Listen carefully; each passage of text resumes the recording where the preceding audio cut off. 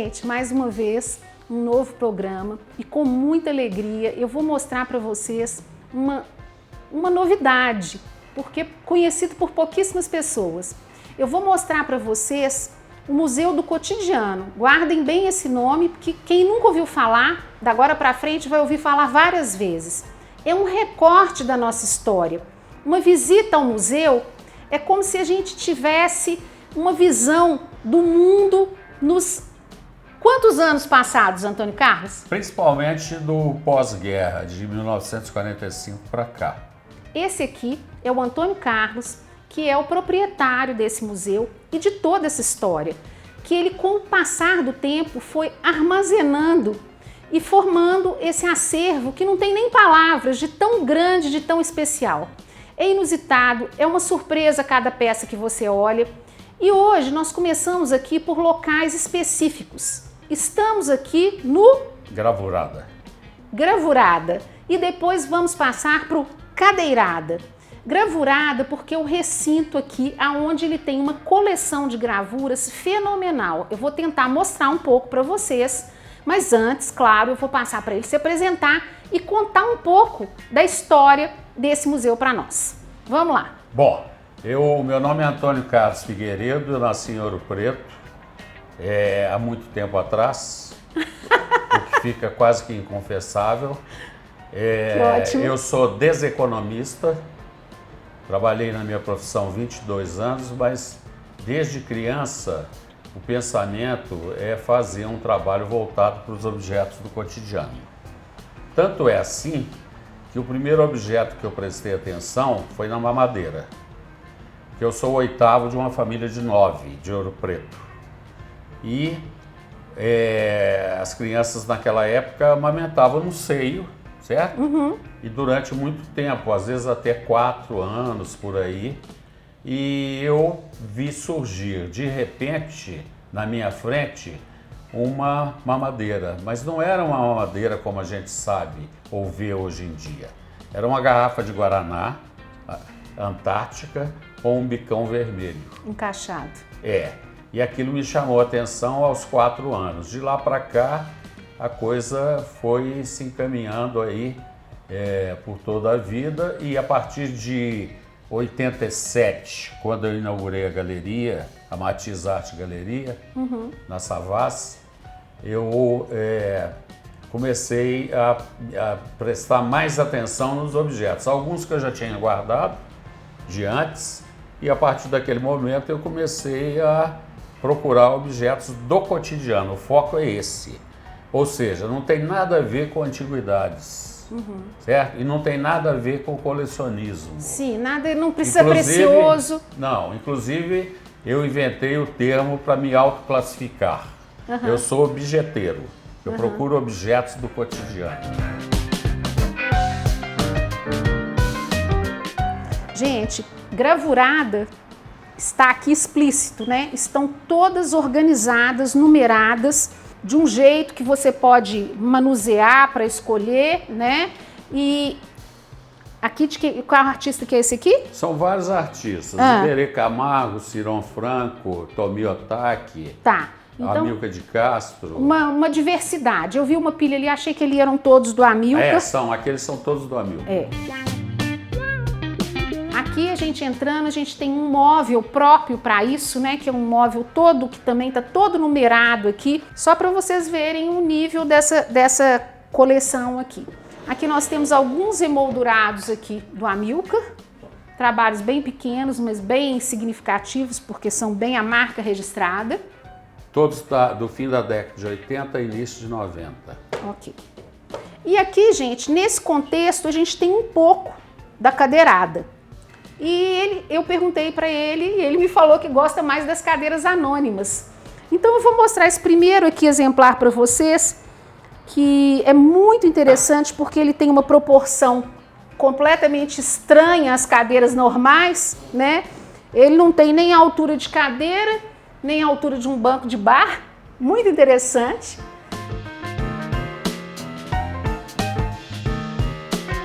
Ali no fundo também temos várias cadeiras, a Kiko e a Tião do Sérgio Rodrigues. Tá. E algumas do Zalzupin. Bom, aqui são 3 cúpulas de opalina que, na realidade, é um grande fetiche de hoje em dia. São peças das décadas de 20 e 30, em cores. Aqui eu optei pelo verde. E que estão com as suas correntes e canoplas de época. Originais, é. E essa corrente tem um nome curioso, que é asa de barata. Interessante. Ela que era usada na época. E o museu tem aproximadamente 300 cúpulas de opalina.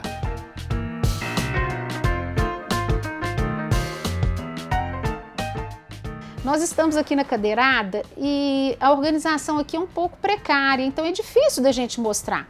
Mas aqui, eu estou sentada aqui num legítimo Zalzupin. Zalzupin, é a cadeira sênior. Cadeira sênior, tá? Aqui nós temos um clássico que foi copiado pela forma milhares e milhares de vezes, né? A sua aí é qual? Sérgio Rodrigues. Um Sérgio Rodrigues de escritório. Qual? Kiko. Kiko, que é com rodinhas, tá? E aqui, gente, eu nasci em 61 e na minha casa tinha esse telefone aqui e o número era 363. Atrás do Antônio Carlos também tem uma luminária que é um charme. Isso aí também é anos 50. 50, é. Bacana demais. Aqui essas coisas estão colocadas em desordem cronológica, certo? E elas foram chegando e continuam, porque está tudo no gerúndio, continuam chegando, e eu vou colocando onde é possível colocar.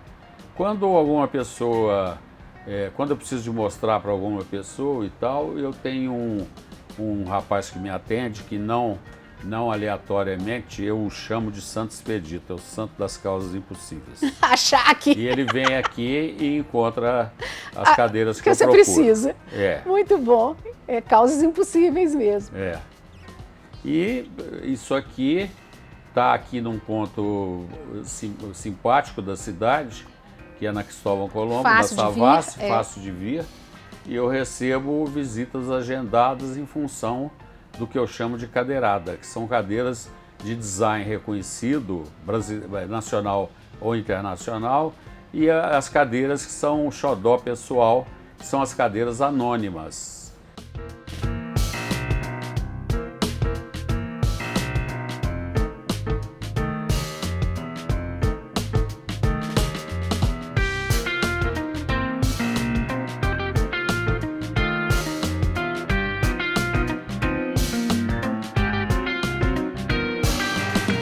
Gente, a gente está visitando aqui agora o espaço principal do Museu do Cotidiano. Data Vênia. Espaço não, falta de espaço. Tá bom, gente, falta de espaço. Olha, eu já tentei aqui algumas ideias na minha cabeça de perguntar se ele tem isso ou aquilo, para ver se eu consigo descobrir alguma coisa que não tem aqui, mas eu ainda não consegui. Não consegui uma coisa, uma ideia na minha cabeça que ele não tivesse por aqui. Eu vou aproveitar aqui para ilustrar, mostrar duas peças aqui muito especiais. Esse aqui é um porta-talheres de louça. Eu achei assim o desenho da peça maravilhoso.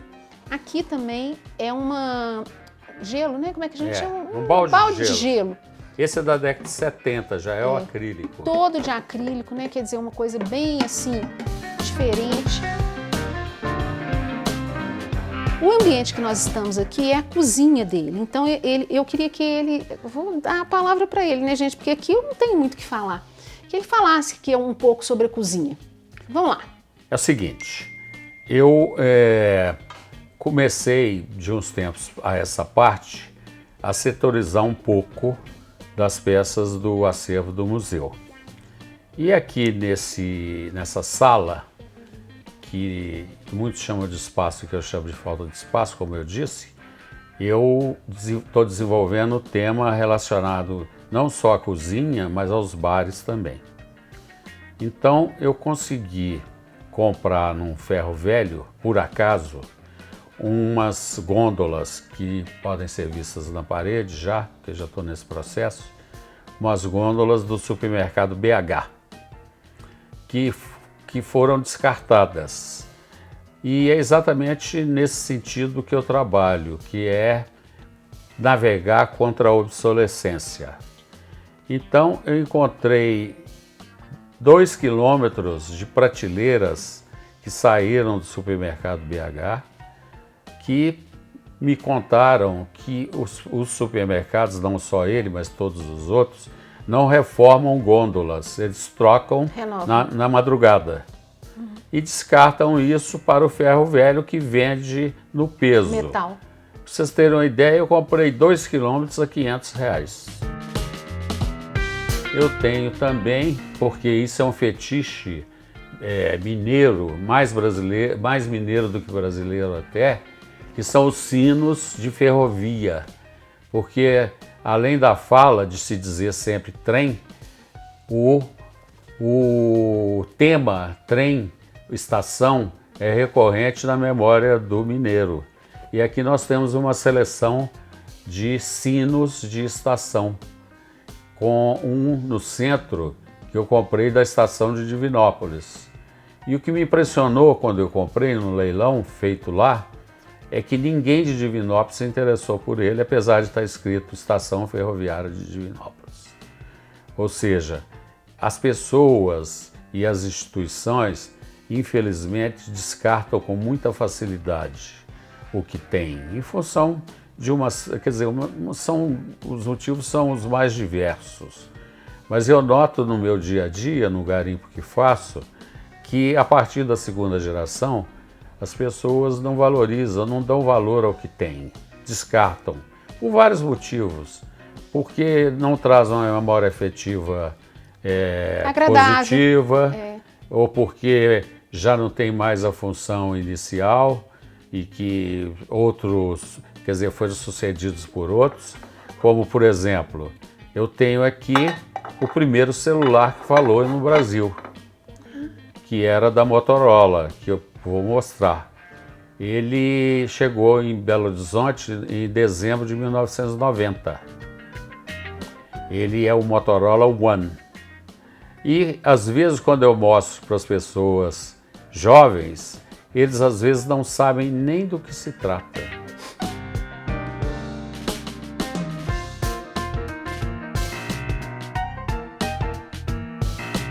Agora, o que é importante também, que o museu considera e procura reunir, são as histórias dos objetos. Porque eu costumo brincar que eu não sou colecionador de peças do cotidiano. Eu sou colecionador de histórias. Então, as peças habitualmente chegam com histórias que eu sempre faço questão de situar nos N cadernos que eu tenho de compras, e não aleatoriamente a cor dos cadernos de compra é vermelha e a cor dos cadernos de venda, que são 3, é azul. Então, por exemplo, aqui atrás tem a história de uma casa, de um restaurante de Belo Horizonte muito conhecido, que é o Sebastião. E peças essas que estavam praticamente chegando já na caçamba. E eu consegui comprar principalmente aquela placa que tinha uma história entre os bêbados de lá, porque lá era um lugar em que as pessoas às vezes se excediam no álcool. A placa, o Scott foi grafado sem o C. Então eles brincavam que um cara bêbado é que tinha feito a placa. Mas aqui nós temos a chopeira, né? 3 tipos de chopeira. Eu tenho os cardápios, eu tenho as coisas todas do Sebastião, que foi icônico aqui nas décadas de 60, 70, 80 e 90.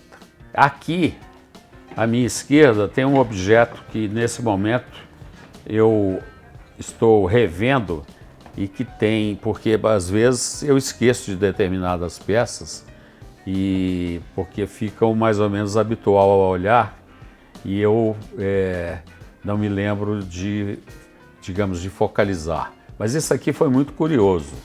Eu estava caminhando em frente ao Clube Libanês, na Pampulha, e vi uma caçamba com algumas coisas brilhando em metal. Aí eu resolvi subir na caçamba, apesar da idade.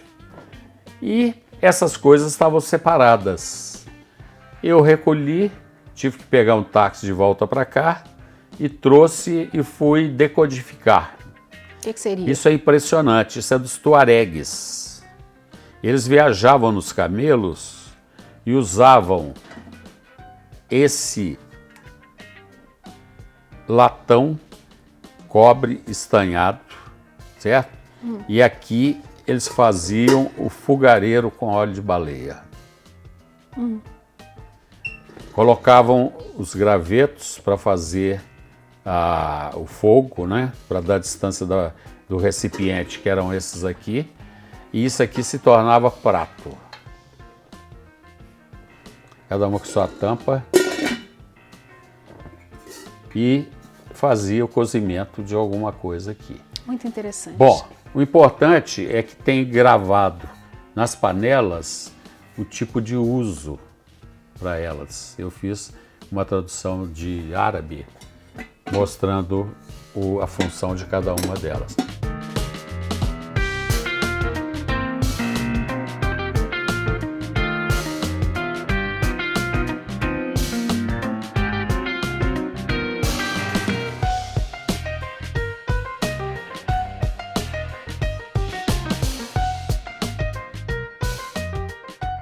Gente, é difícil falar qualquer coisa sobre esse espaço.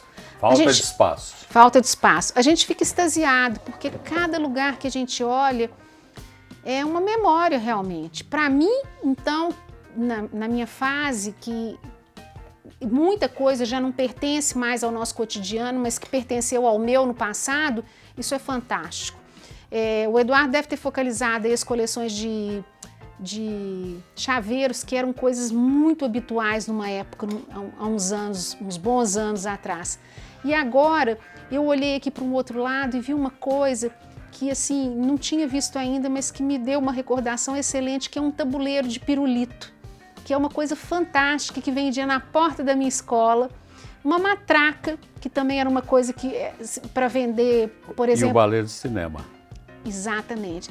E para vender o amendoim também, eventualmente. Então, assim, todas esses instrumentos para venda ali, interessantíssimos e coisa que não existe mais, né?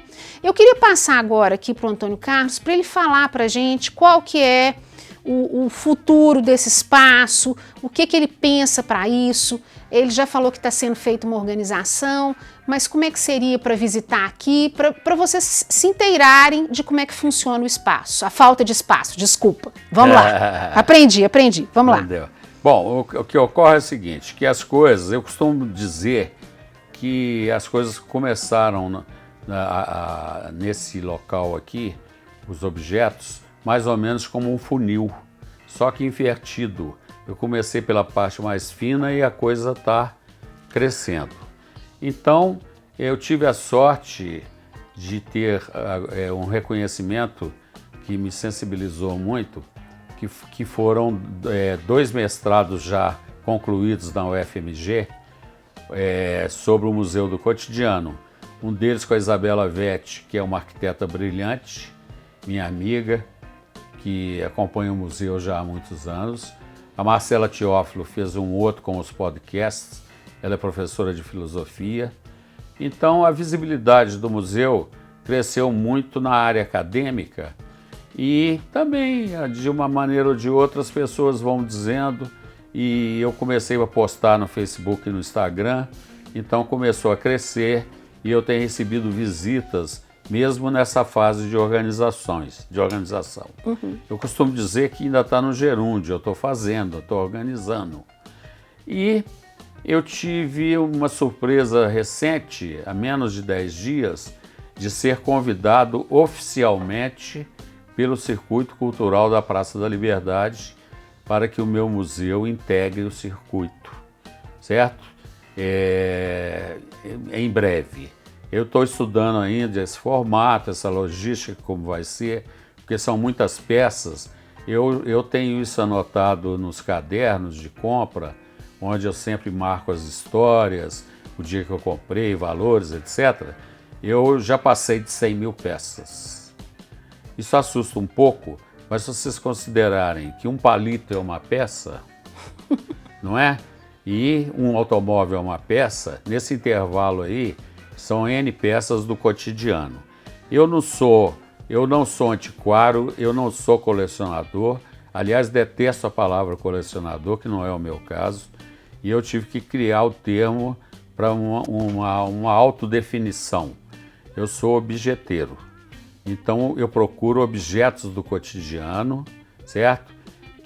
Cujo cotidiano esse ocorrido no Brasil em suas diversas épocas, principalmente no pós-guerra, a partir de 1945 para cá.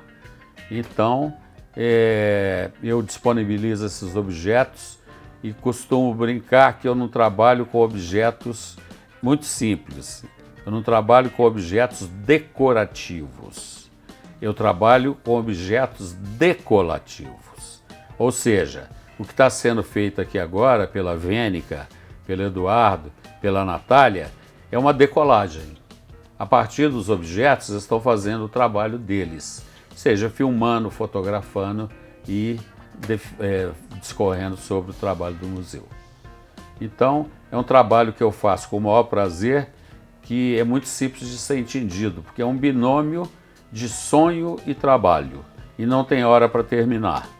Então, o garimpo é cotidiano, certo? Essas coisas não aparecem na porta, eu tenho que procurá-las, e eu faço isso em locais que eu já passei por eles, mas sempre busco lugares diferentes.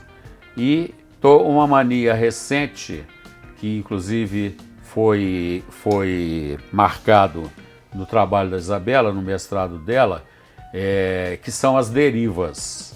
Ou seja, eu vou para a porta da escola de medicina, num dia que eu estou disposto, e lá em frente passam ônibus nas duas direções para praticamente toda a cidade.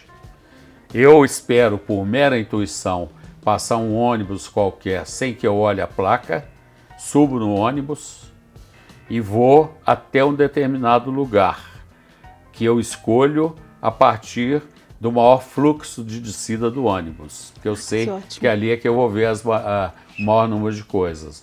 E a partir dali eu caminho, vou ver um açougue, vou ver um armazém, vou ver os estabelecimentos comerciais, eventualmente a arquitetura e, enfim, o dia a dia, o cotidiano das pessoas. Interessantíssimo essa abordagem aí do jeito que você está fazendo. Simples, qualquer um pode fazer. Interessantíssimo, adorei.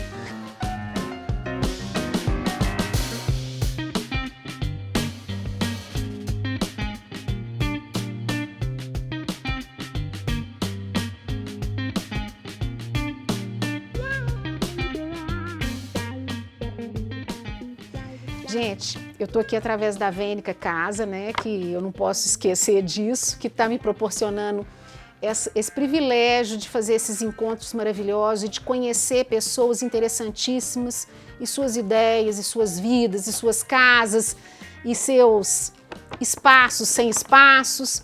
Então aqui eu vou deixar uma lembrança para o nosso anfitrião objeteiro de hoje, tá?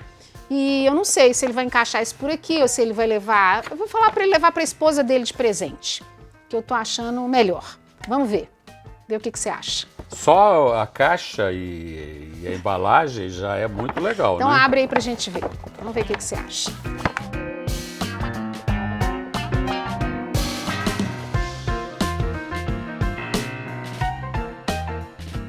Muito legal. Eu costumo muito presentear com esse trabalho. E tem muito a ver comigo. Olha que interessante. Presentear com esse trabalho, porque é um trabalho que eu gosto muito, é feito por uma pessoa daqui de Belo Horizonte, que é a Patrícia Maranhão, e é um trabalho certificado, que é com madeira de replantio, então é uma... Lindo, lindo, né? De muito bom gosto. E esse é um modelo novo. Eu agradeço. Ou seja, se o Museu do Cotidiano fosse escolher uma igreja para rezar por ele, seria a Igreja da Pampulha. Que ótimo.